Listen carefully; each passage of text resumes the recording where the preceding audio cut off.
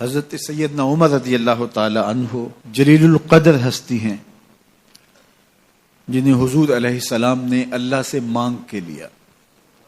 سارے صحابی رسول کریم صلی اللہ علیہ وآلہ وسلم کے مرید ہیں، لیکن جناب عمر میرے حضور کی مراد ہیں۔ 39 لوگ جب اسلام لا چکے، 39ویں شخص حضرت امیر حمزہ رضی اللہ تعالی عنہ تھے، اور ان کا ایمان لانا مسلمانوں کے لیے بہت بڑی ڈھارس اور بہت بڑے حوصلے کا سبب و ذریعہ بنا۔ تو میرے حضور نے ہاتھ اٹھا لیے، کہا اے اللہ، ایک شیر دیا ہے امیر حمزہ، ایک شیر اور عطا کر دے، اب تیری مرضی، عمر بن خطاب دے دے یا عمر بن حشام دے دے۔ حضور دعائیں مانگ رہے ہیں، اور یہ ہاتھ میں تلوار لیے غیظ و غضب سے بھرے ہوئے گھر سے نکلتے ہیں کہ بانی اسلام کا چراغ ہی بجھا دینا ہے۔ راستے میں ایک صاحب ملے اور کہا کہ عمر، تیور کوئی اچھے نہیں لگتے، خیر تو ہے، کدھر جا رہے ہو؟ کہا چراغ اسلام بجھانے جا رہا ہوں، یہ روز کا مسئلہ ختم ہونے لگا ہے میرے ہاتھوں۔ مسکرا کے بولے گھر کی خبر تو لو۔ کہا میرے گھر کو کیا ہوا؟ کہا تمہاری بہن فاطمہ بھی نوکر بن گئی ہے رسول اللہ صلی اللہ علیہ وسلم کی۔ غصے سے بھرے ہوئے اپنی بہن کے گھر کا رخ کرتے ہیں، اندر سے قرآن پڑھنے کی آواز آ رہی ہے، غصہ اور بڑھ جاتا ہے، دروازے کو زور زور سے کھٹکھٹاتے ہیں۔ اہل خانہ سمجھ گئے ماجرا کیا ہے، گرجدار آواز ہے جناب عمر کی، دروازہ کھولو۔ جلدی سے معلم کو چھپا دیا اور بہن آگے بڑھ کے دروازہ کھولا۔ کہا تم سابی ہو گئے ہو، دین چھوڑ دیا تم نے، بتوں کی وفا ترک کر دی اور بے تحاشا مارنا شروع کیا۔ بہن کا سر پھٹ جاتا ہے، خون بہنے لگتا ہے، اور یہ مارتے چلے جاتے ہیں۔ فاطمہ بنت خطاب بولی عمر تم خطاب کے بیٹے ہو، سنو میں بھی خطاب کی بیٹی ہوں، جو ظلم جو جبر کرنا ہے کرو، میں محمد عربی کا دامن نہیں چھوڑوں گی۔ سوچنے پہ مجبور ہو جاتے ہیں وہ کون سی طاقت ہے جس نے بجلیاں بھر دی اس کے اندر۔ کہا جو تم پڑھ رہے تھے مجھے بھی سنا سکتے ہو؟ کہا تمہیں غسل کرنا ہوگا۔ عمر اپنے بدن کو دھو رہے ہیں، میرا رب دل دھو رہا ہے۔ اتنے میں معلم بھی قرآن لے کر آ جاتے ہیں اور قرآن کی تلاوت ہونے لگتی ہے۔ طٰہٰ ما انزلنا علیک القرآن لتشقیٰ، 14ویں رات کے محبوب چاند، ہم نے قرآن اس لیے نازل تو نہیں کیا تھا کہ تم مشقت میں پڑ جاؤ۔ بے تاب ہو گئے، کہا عمر کی عمر برباد ہو گئی، مجھے لے چلو حضور کی چوکھٹ پہ۔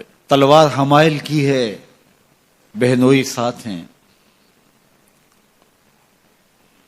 اور حضور کی بارگاہ میں حاضر ہو رہے ہیں۔ دروازے کے سوراخوں سے دیکھا تو صحابہ تشویش کا اظہار کرنے لگے کہ عمر آ رہا ہے، تلوار حمائل کی ہے، ارادے اچھے نہیں لگتے۔ جناب امیر حمزہ نے کہا دروازہ کھول دو، اچھی نیت سے آیا تو استقبال کریں گے، نیت اچھی نہیں ہے تو اس کی تلوار سے اس کی گردن کاٹ دیں گے۔ حضور کے سامنے جا کے بیٹھ گئے، گلے میں کپڑا ڈالا تھا، حضور نے پکڑ کے کہا عمر ابھی وقت نہیں آیا کہ تم اسلام لے آؤ؟ یہی وقت تھا عمر کے اسلام لانے کا، لبوں پہ کلمہ جاری ہو گیا۔ اللہ اکبر کی صدا اس زور سے گونجی کہ مکے کی گلیاں گونجنے لگیں۔ اسلام لانے کے بعد حضور سے پوچھتے ہیں حضور کیا ہم حق پر نہیں ہیں؟ فرمایا ہم حق پر ہیں۔ اللہ کا دین سچا نہیں ہے؟ کہا اللہ کا دین سچا ہے۔ آپ اللہ کے سچے نبی نہیں ہیں؟ فرمایا میں اللہ کا سچا نبی ہوں۔ تو کہا پھر ہم چھپ کے عبادت کیوں کریں؟ اب مسلمانوں کی 2 صفیں بنتی ہیں، ایک صف کی قیادت امیر حمزہ کرتے ہیں، دوسری صف کے آگے آگے عمر بن خطاب چلتے ہیں، اور حضور درمیان میں ہیں، اور یہ ملکوتی قافلہ صحن حرم میں آ کے اعلانیہ عبادت کرتا ہے۔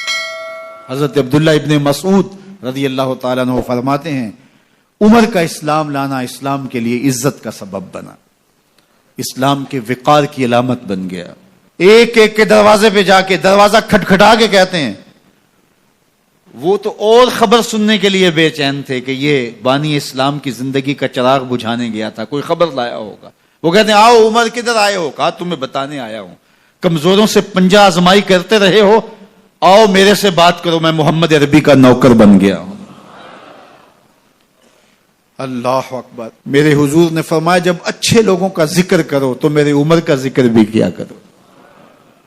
میرے عمر کی زبان پر حق بولتا ہے، سچ بولتا ہے۔ ان الشیطان یفر من ظل عمر، عمر کے سائے کو دیکھ کے شیطان بھاگتا ہے۔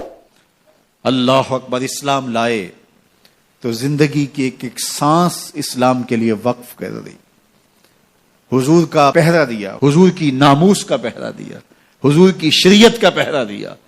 اسلامی فتوحات پھیلیں تو پھیلتی ہی چلی گئیں، کبھی مصر فتح ہو رہا ہے، کبھی ایران فتح ہو رہا ہے، آرمینیا تک مسلمانوں کی افواج پہنچتی ہیں۔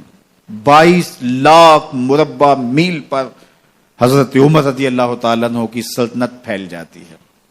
عدل و انصاف کا دورہ ہوتا ہے۔ زمانے نے دیکھا کہ غیر مسلم بھی عدالت میں کھڑا ہے تو اسے خوف نہیں ہوتا تھا کہ میرے سے ناانصافی ہوگی، اس لیے کہ حکومت عمر کی چل رہی ہے۔